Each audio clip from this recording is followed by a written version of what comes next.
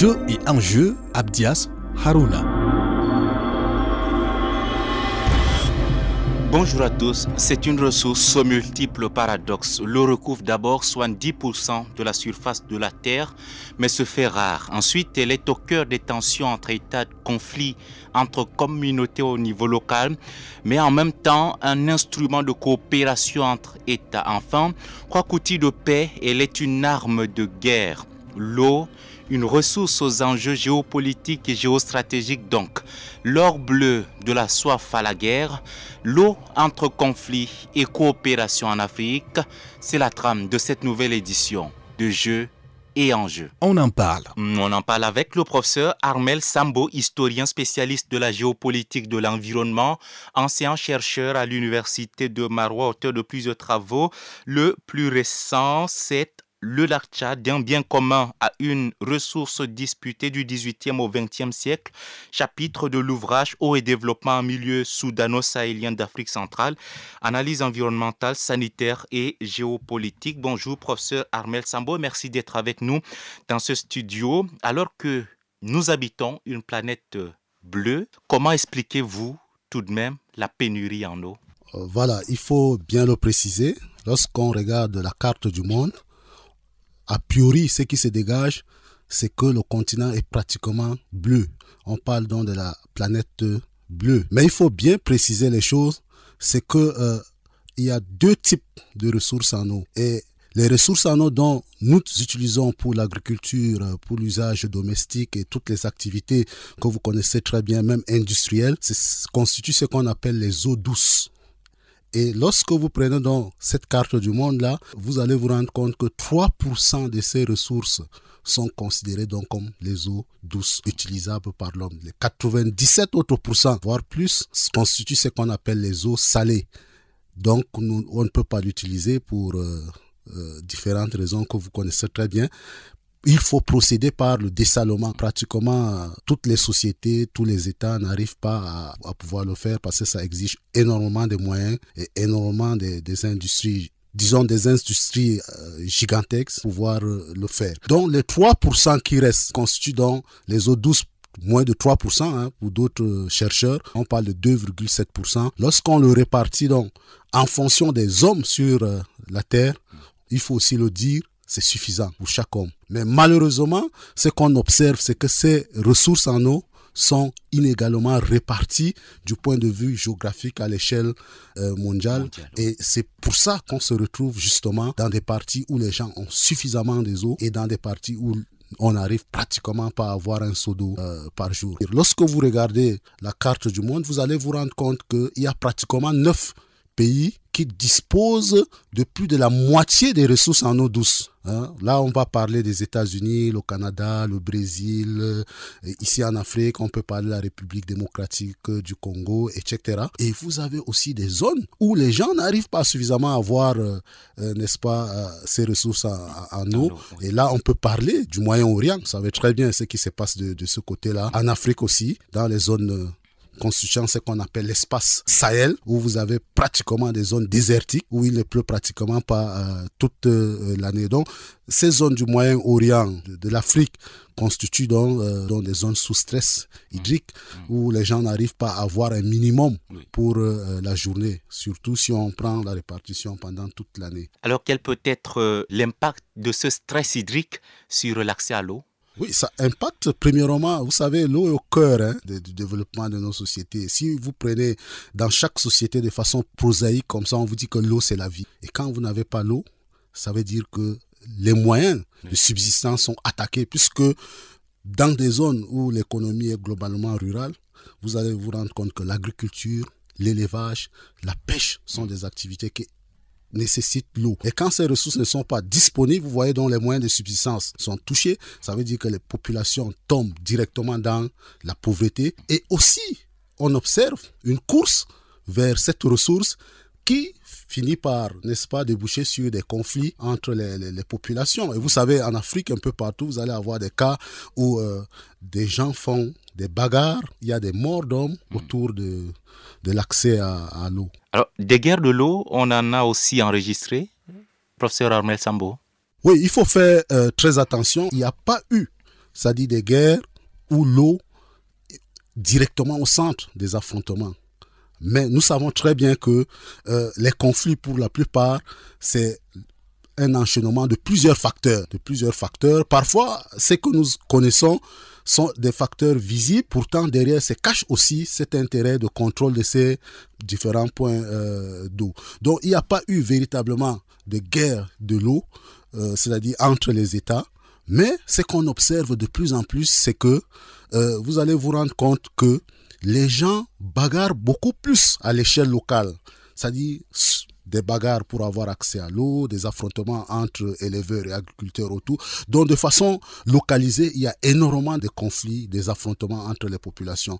Mais à l'échelle mondiale, au niveau étatique, des affrontements de guerre directs avec pour objet vraiment l'eau, on n'a pas encore eu ça. Mais avec les questions de changement climatique aujourd'hui, avec les questions de construction des grands barrages, etc., il y a des auteurs qui prédisent quand même que les plus grandes guerres de ce 21e siècle seront des guerres qui seront liées notamment à l'eau. Si vous lisez dans les travaux des auteurs comme Thomas Homer Dixon, Robert Kaplan, Frédéric Lasserre, il est clair que dans les années à venir, on va finir par se retrouver dans des situations plus catastrophiques parce que l'eau, c'est la vie. Alors, c'est quoi le problème quand l'eau devient source de tension entre les États? Et c'est un problème de pénurie, un problème de créativité ou plutôt un problème de gestion?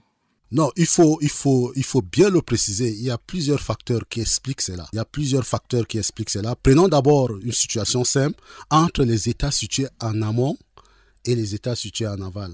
Et je vais vous prendre un exemple pour illustrer ça. Si vous voyez très bien ce qui se passe au niveau, n'est-ce pas, du bassin du Nil, vous allez vous rendre compte que l'Égypte est située, n'est-ce pas, en aval et menace régulièrement les pays comme l'Éthiopie, le Soudan qui sont situés en amont et qui ont des projets de construction de grands barrages. Et ces barrages vont retenir dans les eaux et justement, dans ces situations, l'Égypte, du point de vue stratégique, se sent menacée et menace régulièrement ces différents États. Donc, il y a premièrement, ça peut être lié à cet élément-là. Pas un problème de pénurie, mais le problème de la circulation des eaux entre les États situés en amont et en aval. Il y a aussi les questions de construction des grands barrages par un certain nombre d'États qui menacent, n'est-ce pas, la survie des populations ou des États qui sont situés en aval. Donc, on peut multiplier, il y a plusieurs facteurs, il y a aussi des facteurs naturels. Hein. Vous savez qu'aujourd'hui, nous vivons dans des situations où nous connaissons des sécheresses, des situations où l'eau est en train de diminuer. Prenons le cas du lac Tchad, qui est plus proche de nous. Vous avez un lac qui était dans les années 1960 à près de 24 000 km² en superficie d'eau libre. Et aujourd'hui, le lac tourne autour de 2500, 2700, dont le lac a perdu en réalité 90% de sa superficie en eau. Et si nous prenons maintenant les conséquences du changement climatique, vous avez bien précisé le rapport du GIEC qui montre que les phénomènes extrêmes vont se multiplier. Et vraiment, avec ces phénomènes extrêmes et l'impact que le changement climatique a sur l'eau, bien évidemment, on va tout droit vers des rivalités qui vont croître et vraiment nous conduire dans des situations catastrophiques si rien n'est entre-temps fait pour juguler la situation.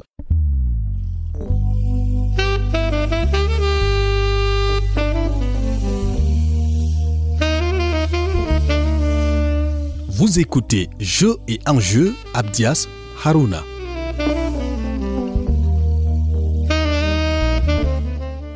Comment l'eau devient-elle un enjeu géostratégique, professeur Armel Sambo?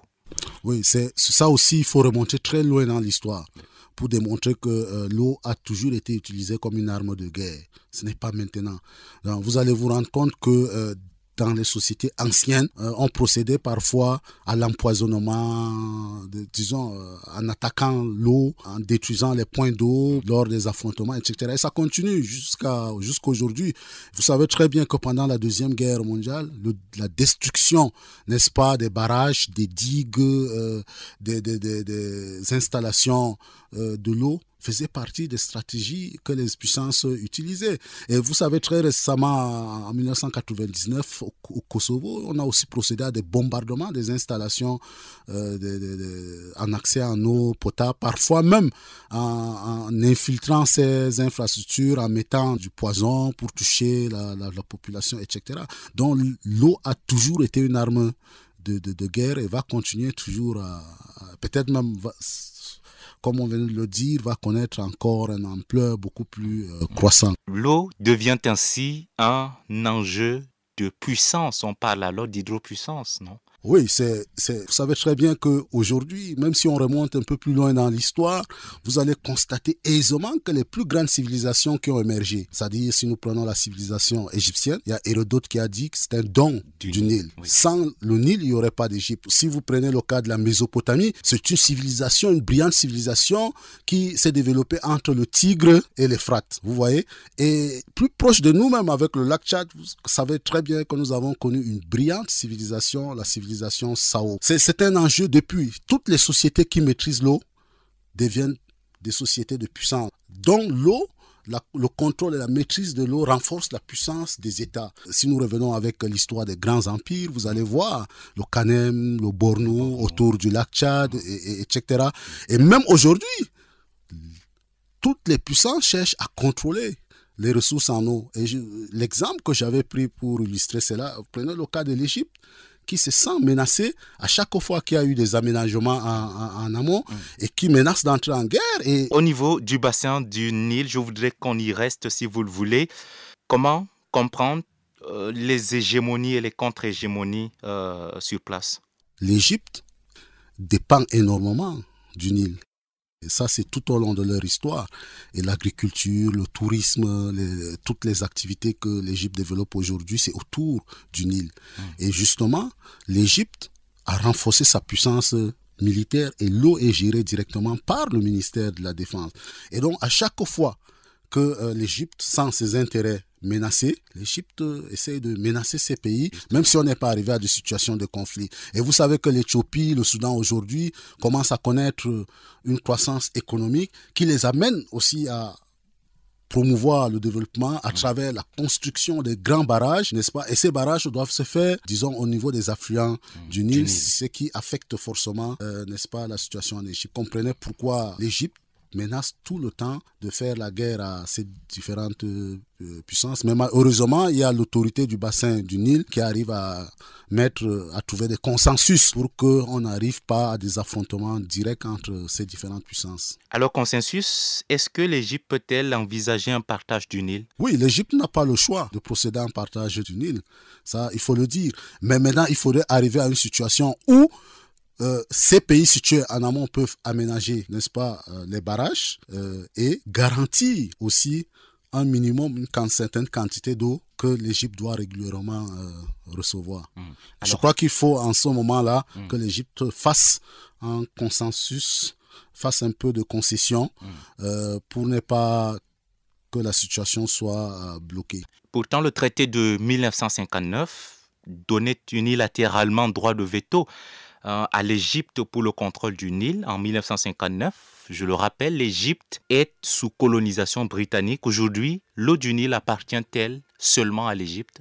Non, on ne peut pas dire que l'eau, même si dans l'histoire, on a l'impression que le Nil, c'est une affaire. Non. Si nous voyons l'évolution des sociétés aujourd'hui, un cours d'eau, dès qu'il est transfrontalier, appartient à pratiquement tous les États. Et parfois même des États qui ne sont pas touchés directement, c'est-à-dire des États situés un peu plus en amont, qui sont souvent, n'est-ce pas, source des affluents qui se jettent dans ce cours d'eau. Je vous prends un exemple plus proche de nous, j'aime bien le dire, si vous prenez le cas de la commission du bassin du lac Tchad, vous allez vous rendre compte qu'il y a la République centrafricaine qui fait partie, mais en réalité, qui ne partage pas directement de frontières avec le lac Tchad. Mais nous savons très bien que le Chari prend ses sources de ce côté-là. Donc, il faut intégrer tous ces États-là pour, n'est-ce pas, mettre en place un système de gestion intégré et durable, partager des ressources en eau. Ce lac Tchad porte justement le nom du Tchad. À partir de là, ce pays est-il une hydropuissance? Bon, je ne pense pas. Vraiment, je ne pense pas parce que si vous parlez de l'eau. Si vous prenez un peu le cas du Tchad par rapport au Cameroun, le Tchad n'est pas bien loti en termes de ressources en eau, et le Tchad dépend beaucoup plus, n'est-ce pas, du lac Tchad. Vous allez vous rendre compte que ce n'est pas la situation au Cameroun, où de toutes les façons le Cameroun a des ouvertures à la mer. Vous savez, ça aussi, c'est une position stratégique que le Tchad n'a pas. Et de ce point de vue, je pense qu'on ne peut pas considérer le Tchad comme hydropuissance. Alors, plus largement, comment les pays du bassin du lac Tchad considèrent-ils l'eau dans leur stratégie nationale? Le Cameroun, par exemple. On ne peut pas mettre les pays au même niveau, parce que vous avez des pays comme le Tchad qui dépendent directement, le Niger, parfois, qui n'arrivent pas à avoir accès, n'est-ce pas, au lac Tchad, parce qu'il y a des périodes où la partie nigérienne du lac Tchad, il n'y a pas l'eau. Vous comprenez très bien la situation. Donc l'eau se retrouve dans la partie méridionale, beaucoup plus entre le Cameroun et le Tchad. Et le Nigeria aussi, qui est un État très vaste, qui est très puissant. Donc on ne peut pas mettre tous ces différents pays au même niveau. Mais pour l'intérêt des populations au niveau local, chaque pays essaye de faire, n'est-ce pas, ce qu'il peut pour assurer, n'est-ce pas, le partage, la gestion commune et partager de ces ressources en eau, ce qui bien évidemment n'empêche pas d'avoir des situations de conflits entre les différents usagers du lac.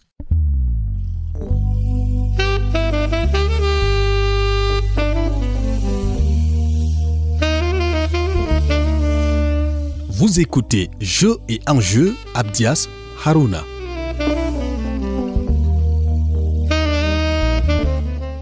Professeur Armel Sambo, lorsque le Conseil de sécurité des Nations Unies se saisit de la question de l'eau en 2016, sous proposition du président sénégalais Macky Sall, c'est du trop? Non, puisque nous l'avons dit, si rien n'est fait, nous allons tout droit vers des catastrophes. Vous savez, si vous arrivez à une situation de conflit par rapport à l'eau, c'est différent en rapport avec le pétrole ou l'or, parce que dans la situation de l'eau, c'est que c'est la vie. Les gens bagarrent pour la vie. Et si les gens n'arrivent pas à avoir l'eau, ça veut dire que c'est l'humanité qui est menacée, et c'est la sécurité mondiale qui est touchée. Vous savez qu'aujourd'hui, vous pouvez très bien établir le lien entre cette inégale répartition des ressources et les questions de migration.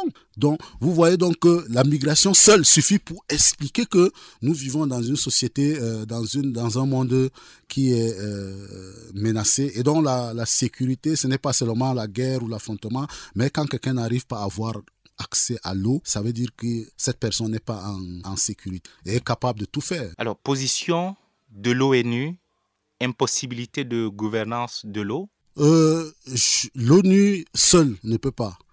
Vous savez, et c'est pour cela que je suis en train de dire que c'est une préoccupation mondiale, c'est vrai, mais c'est aussi une préoccupation pour les États et même pour les localités et les mairies. Ça veut dire quoi? Il faut mettre en place un système, n'est-ce pas, harmonisé, un système qui va de l'international au niveau local, mais qui est cohérent et facilite, n'est-ce pas, l'accès à l'eau pour tous, et essaye de réguler au maximum, n'est-ce pas, les questions de partage, de gestion et de conflits qu'il y a autour de cette ressource-là. Donc on ne peut pas dire l'ONU seule peut le faire. Et justement, si on n'est pas arrivé dans des situations de conflits majeurs, c'est parce que même à l'échelle internationale, il y a des textes, des conventions qui régissent les partages des eaux, des ressources partagées par les différents États. Le droit international peut-il y arriver, professeur Sambo Armel? Oui, il y a des textes qui existent. Oui. Vraiment, au niveau réglementaire, il y a beaucoup de conventions qui organisent, mais ça ne suffit pas. Vous savez, il faut, même quand vous avez des lois, il faut mettre en place maintenant un système pour sa mise en œuvre, le suivi, le contrôle, etc., etc. Surtout que les lois ne sont pas coercitives, donc on ne force pas les gens à le respecter. Moi, je pense qu'il faut des textes, c'est vrai, mais les textes seuls ne suffisent pas. Il faut passer à l'action. Et c'est à travers les actions qu'on peut mettre, qu'on peut réguler la situation. Et justement, si on n'est pas arrivé dans des situations de conflits majeurs, c'est parce que même aussi des États au niveau sous-régional et même au niveau régional ont mis en place des mécanismes de coopération. Si vous prenez le cas du lac Tchad, vous avez la commission du bassin du lac Tchad qui est là. Justement, la CBLT, créée en 1964, ses stratégies, cohérence ou incompétence? Oui, vous savez que malgré l'existence, n'est-ce pas, de la commission du bassin du lac Tchad, on a quand même eu des affrontements entre les États. Vous savez qu'en 1983, il y a eu des escarmouches entre le Tchad et le Nigeria sur les îles du lac Tchad. Et vous savez très bien que le Cameroun a réglé un conflit avec le Nigeria à propos de l'île de Darak, en ce qui concerne le bassin du lac Tchad. Donc l'île de Darak qui appartenait au Cameroun, qui avait été occupé par les populations nigérianes puis suivi de l'administration. Et il y a aussi eu des escarmouches entre les soldats camerounais et les soldats nigérians dans les années 1987. Il a fallu donc que ce problème trouve solution au niveau de la Cour internationale de la justice, notamment donc à travers le règlement de conflit de Bakassi, pour qu'on rétrocède donc Darak au Cameroun. Ça veut dire, et ça c'est au niveau étatique, mais il y a aussi beaucoup des affrontements entre les pêcheurs nigérians, les pêcheurs camerounais, les pêcheurs de ces différents États. Donc, l'existence de la CBLT n'a pas empêché et continue à ne pas empêcher la multiplication de ces conflits, bien que nous reconnaissons aussi que la Commission a fait beaucoup d'efforts en termes, n'est-ce pas, du bornage du lac Tchad, en termes de règlement pacifique d'un certain nombre de conflits, etc., surtout les différents frontaliers entre les différents États.